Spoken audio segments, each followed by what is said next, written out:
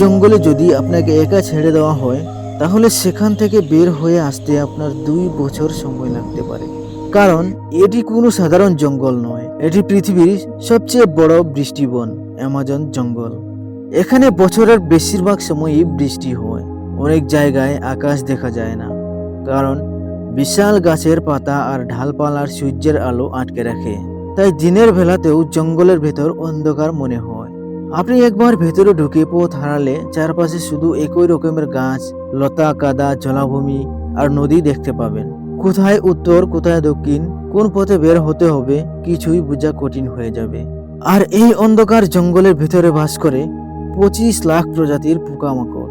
এর মধ্যে আছে বুলেট পিঁপড়া, বিশাল টেরান্টুলা মাকড়সা, মশা, বিষাক্ত পোকা এবং অদ্ভুত সব কীট পতঙ্গ। 3000 প্রজাতির মাছ, এর মধ্যে আছে পিরানহা, বৈদ্যুতিক ইল, বিশাল ক্যাটফিশ এবং আরও অনেক অজানা মাছ। 1300-এরও বেশি প্রজাতির পাখি, যেমন টুকান, মেকেও, তুতা, হার্পিং ইগল, হার্পিং বার্ড এবং রঙিন অসংখ্য পাখি।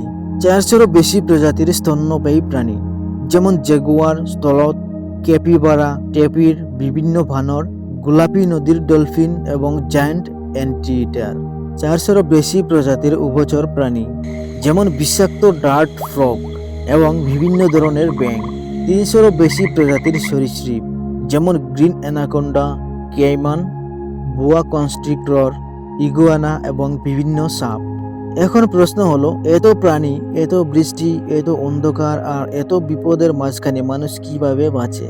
আজকের ভিডিওতে আমরা ঢুকবো অ্যামাজন জঙ্গলের এমন সব জায়গায় যেখানে মানুষের পা খুব কমই পড়েছে।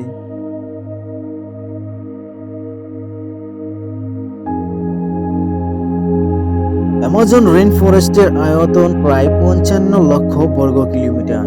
এটি দক্ষিণ আমেরিকার 9টি দেশ ও অঞ্চলে ছড়িয়ে আছে। সবচেয়ে বড় অংশ রয়েছে ব্রাজিলে। এই জঙ্গল এত বড় যে পুরো অ্যামাজনকে একবার ঘুরে দেখা মানুষের পক্ষে প্রায় অসম্ভব। অ্যামাজনের সঙ্গে আছে বিশাল অ্যামাজন নদী। এটি পৃথিবীর সবচেয়ে বেশি পানি বহনকারী নদী। নদীর পানি অনেক জায়গায় এত ঘোলা যে নিচে কি আছে তা বোঝা যায় না। এই নদীর নিচে আছে পিরানহা, কেইমান, অ্যানাকোন্ডা, বৈদ্যুতিক ইল অথবা বিশাল মাছ। কেন অ্যামাজনে এত বৃষ্টি ও অন্ধকার? অ্যামাজনকে রেইন ফরেস্ট বলা হয় কারণ এখানে প্রচুর বৃষ্টি হয়। গরম আবহাওয়া, আর্দ্র বাতাস এবং অসংখ্য গাছপালা মিলে এই অঞ্চলের বৃষ্টির পরিবেশ তৈরি করে। গাছের পাতা থেকে জলীয় বাষ্প বাতাসে যায়, সেই জলীয় বাষ্প মেঘ তৈরি করে, তারপর আবার বৃষ্টি হয়। এভাবে অ্যামাজন যেন নিজের বৃষ্টির একটি বড় অংশ নিজেই তৈরি করে। জঙ্গলের উপরের অংশে গাছপালা এত ঘনভাবে দাঁড়িয়ে থাকে যে তারা একটি বিশাল সবুজ ছাদ তৈরি করে। একে বলা হয় ক্যানোপি। এই ক্যানোপির কারণে সূর্যের আলো নিচে কম পৌঁছায়, তাই দিনের বেলাতেও জঙ্গলের মাটির কাছে অন্ধকার, স্যাঁতসেঁতে এবং ঠান্ডা পরিবেশ থাকে।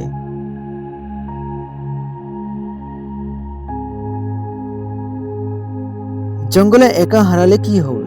অ্যামাজনে একা হারিয়ে গেলে প্রথম সমস্যা হবে আপনার খাবার নয়, প্রথম সমস্যা হবে পানি। চারপাশে নদী থাকলেও সব পানি পান করা নিরাপদ নয়। নদীর পানিতে জীবাণু, পরজীবী এবং রোগ থাকতে পারে। দ্বিতীয় সমস্যা হলো ঘন গাছ, কাদা, নদী আর লতার কারণে আপনি খুব ধীরে চলতে পারবেন। কয়েক ঘন্টা হাঁটার পর খুব অল্প দূর এগোনো সম্ভব। তৃতীয় সমস্যা হলো রাত।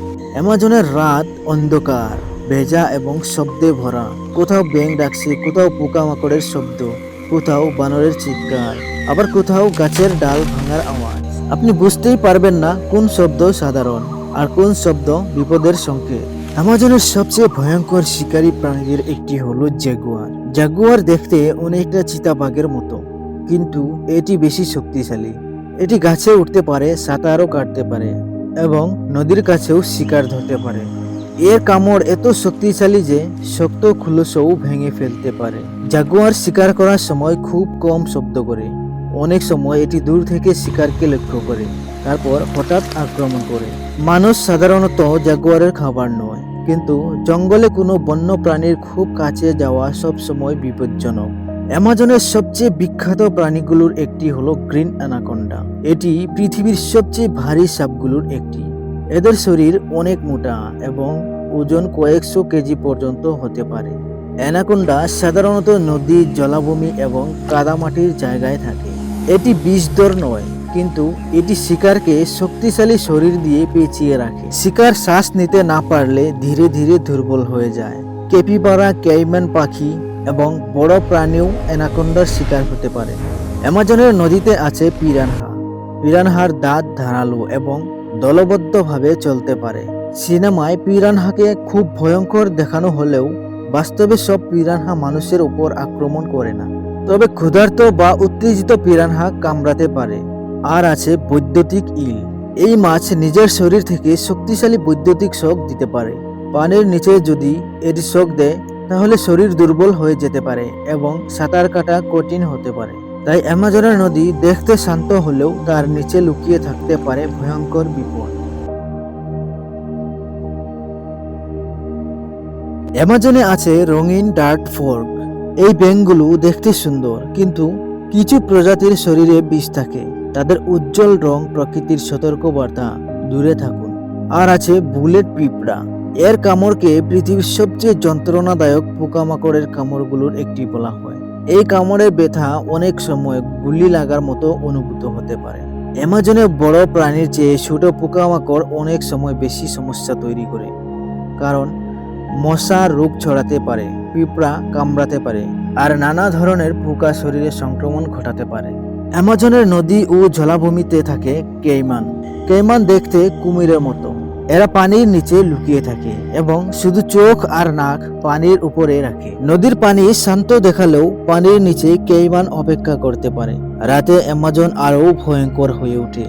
দিনের বেলায় যে জঙ্গল শান্ত মনে হয়, রাত নামলে সেখানে হাজারো প্রাণীর শব্দ শুরু হয়। পোকামাকড়, ব্যাঙ, পাখি, বানর এবং শিকারী প্রাণীর শব্দে জঙ্গল যেন অন্য এক পৃথিবীতে বদলে যায়। অ্যামাজনের ভিতরে বহু আদিবাসী জনগোষ্ঠী বাস করে। তারা জানেন কোন গাছের ফল খাওয়া যায়, কোন গাছ ওষুধের মতো কাজ করে, কোন নদী বিপজ্জনক এবং কোন প্রাণী থেকে দূরে থাকতে হবে। তাদের জীবন জঙ্গলের সঙ্গে জড়িয়ে আছে, কিন্তু বন উজাড়, আগুন, খনি এবং রাস্তা নির্মাণের কারণে তাদের জীবনও হুমকির মুখে পড়েছে। অ্যামাজন বন ধ্বংস হচ্ছে গাছ কাটা, কৃষি জমি তৈরি, আগুন লাগানো, খনি এবং অবৈধ দখলের কারণে। বন কমে গেলে প্রাণীরা তাদের ঘর হারায়। গাছ কমে গেলে কার্বন ডাই অক্সাইড শোষণ কমে যায়। বৃষ্টির চক্র বদলে যেতে পারে, খরা বাড়তে পারে, আর পৃথিবীর তাপমাত্রাও আরও বাড়তে পারে। তাই অ্যামাজন শুধু দক্ষিণ আমেরিকার বন নয়, এটি পুরো পৃথিবীর জন্য গুরুত্বপূর্ণ। অ্যামাজনের অনেক জায়গায় এখনো পুরোপুরি মানুষের জানা নেই। বিজ্ঞানীরা এখনো নতুন নতুন পোকামাকড়, মাছ, ব্যাঙ এবং উদ্ভিদের সন্ধান পাচ্ছেন।